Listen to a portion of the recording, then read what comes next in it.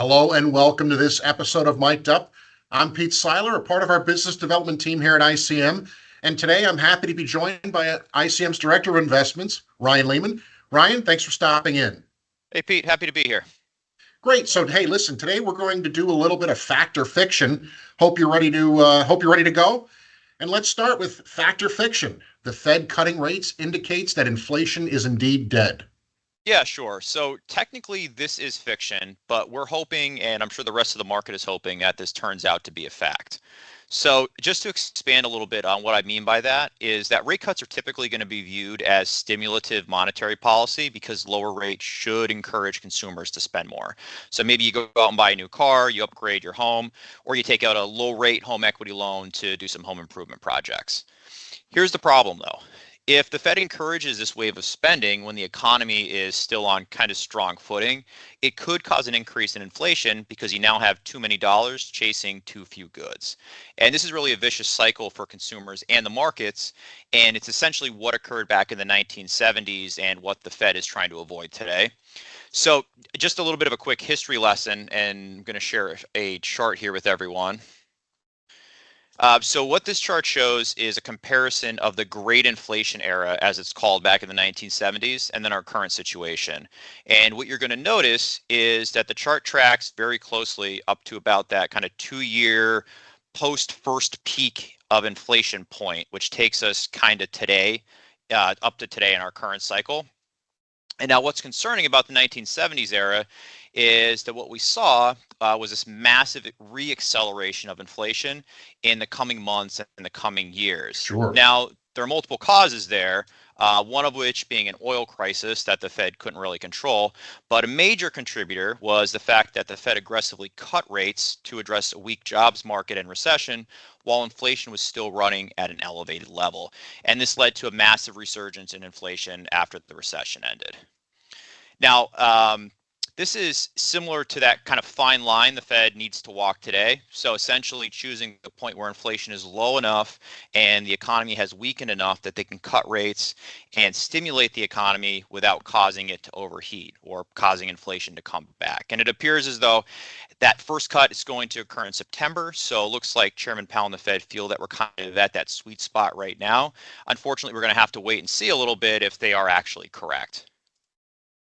Great stuff, Ryan. So let's move on to number two here. Fact or fiction? The Fed has a history of successfully navigating economic soft landings. Yeah, so this one's a little bit more wishy-washy. So the answer to this question is it really depends on the environment. And for anyone who's interested in the historical ability of the Fed to engineer soft landing, there's a great paper out there. It was written by Alan Blinder in 2023.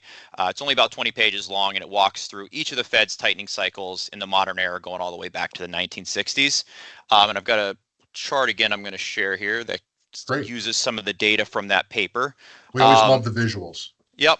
Yeah, long story short, though, the evidence is going to be a bit mixed. So there have been 11 tightening cycles since 1965, and it's really only in one that the Fed has really pulled off a true soft landing. So this was in that 1993 to 1994 cycle where the Fed raised rates by just over 300 basis points.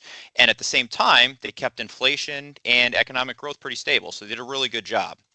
Now, conversely, we saw multiple very hard landings during the 1970s, which I kind of talked about a second ago, where the Sure. Fed was faced with both a weakening economy as well as sky high inflation. Now, where it becomes a little bit more subjective in terms of how well the Fed did with its monetary policy decisions, it's kind of all those cycles in between. It's got a handful that were relatively short, and then in our most recent two cycles, they were kind of derailed by events that were outside of the Fed's control. So you had the great financial crisis back in that 2007, 2008 type period, and then more recently, the COVID-19 pandemic. Now, what seems to be generally agreed upon, though, is that the Fed's ability to navigate a landing really depends on how high that proverbial plane is flying that they're trying to land. So, for instance, in the early 90s, inflation was only 3%, while if you look at the 1970s, it peaked at 12% in 1974, and then in 1980, peaked at nearly 15%, which Absolutely. made a crash landing almost a near certainty. Now, when we look at the environment today, we had peak inflation of just over 9%, and we're currently right inside of that 3% number in terms of your year-over-year CPI. So the Fed's done a decent job of tackling inflation, which at this point is largely driven for the most part by the housing market.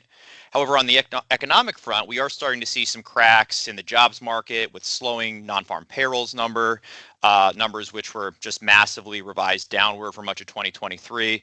You've got increasing continuing jobless claims. You've also got less job openings. In addition, we've also got the SOM rule being triggered within just the last couple of months, indicating that the U.S. economy may soon be entering a recession. So in the context of landing the plane this time, we aren't flying nearly as high as we were during that great inflation era of the 1970s and 80s, but it's by no means as easy as it was back in the kind of that early 1990s period. So kind of the way I ended that last question, it's still yet to be determined how this cycle is going to turn out and how the Fed is going to be able to land that plane. Gotcha. So as we move on to our third and final factor fiction, I do want to thank you again for joining us. So let's hit the last one. Factor fiction: bonds tend to outperform stocks during a Fed rate cut cycle. Yeah, so this is a great question. So this one is actually a fact. And if we just think about logically why this occurs, it makes sense. So the Fed's dual mandate tasks them with keeping prices stable and keeping labor markets close to full employment. Now, when they cut rates, it's typically because inflation is too low or unemployment is too high. Or said differently, there's some economic weakness that they're trying to address by easing monetary policy. Now, this type of environment is usually not the best for stocks because a weak economy is going to put pressure on earnings. This weighs on investor confidence, and all this should put pressure on the multiples that investors are willing to pay for equities. Now, we can measure this in practice by looking at past interest rate cycles and observing asset class performance following the start of Fed rate cut campaigns. So I've got another chart to share here. So what we're looking at are 7 clear episodes that we were able to identify going back to the 1970s. And in this chart, we're looking at the performance 6 months later and 12 months later for large cap stocks, small cap stocks, and then the 10-year Treasury note. Now, some of the cycles, they're a little bit mixed, but I think there's a clear trend here. Bonds, and in particular treasuries, have been positive in all of these periods, where equities are mixed at best, with small caps showing greater downside potential than large caps. And all of this is particularly true in kind of that first 6 month period. Sure. Now I wouldn't take this message. I wouldn't take this as a message to abandon equities just because rates are likely to start declining, but I think it does make a case to start thinking about your risk tolerance and your goals and ensuring that you truly have a diversified portfolio, because it is likely to benefit you as we look ahead. And I think it's also a really good time to think about going up in quality in your fixed income portfolio, and even potentially thinking about extending a little bit of duration in your bond portfolio, because I know a lot of investors recently, they've been anchored more towards the very short end of the curve or potentially sitting in cash. Great, Ryan. Thanks again for joining us. As always, if you have questions or would like to reach us with a topic suggestion for a future Mic'd Up episode, please do not hesitate to reach out. You can get us at 888-426-4689 or via email at info@icm-invest.com. Thanks for taking time to watch this episode of Mic'd Up.